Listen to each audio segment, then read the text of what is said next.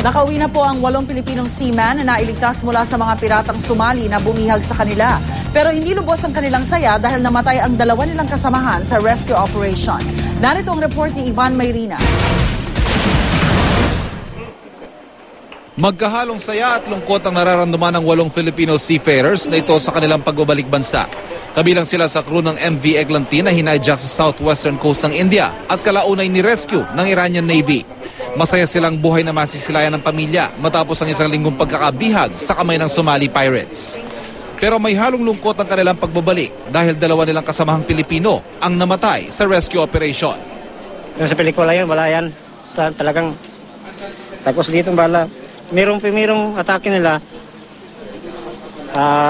Talagang ataking marinig namin yung daan ng apoy sa ulo namin sa dito.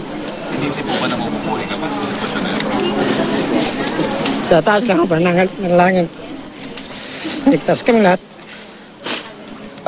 Medyo kinakabahan.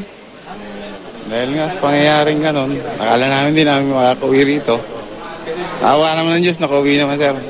Kitang-kita sa higpit ng yakap ng kanilang mga kaanak na makitang muli ang kanilang mga padre de pamilya. Masaya po. Nakarating yung husband ko ng safe. Mahirap po din po yung makalayo kami sa isa't isa. Kung ako lang po yung masusunod, okay lang po dito na lang siya magtrabaho. Pero si Mang Pedro Barbarona, ama ng isa sa mga nasawing Pilipino, pilit nagpapakatatag sa pagtanggap na bangkay ng iuuwi ang anak, 2 o hanggang 3 araw mula ngayon. Nang huli ni Ram makausap si Stephen itong katapusan ng Marso, nangako pa itong tatawag pag nakatawid na sila sa Iran.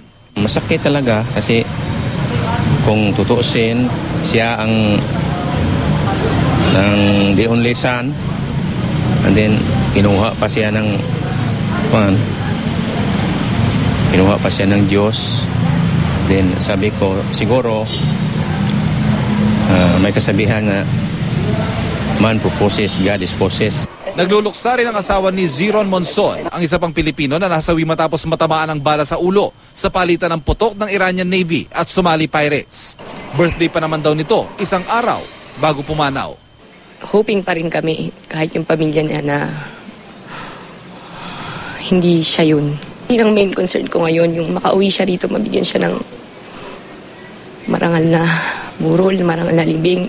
Bilang mga miyembro ng Overseas Workers Welfare Administration o OWA, makakatanggap ng tig 220,000 pesos sa insurance sa mga naulila ni Monson at Barbarona.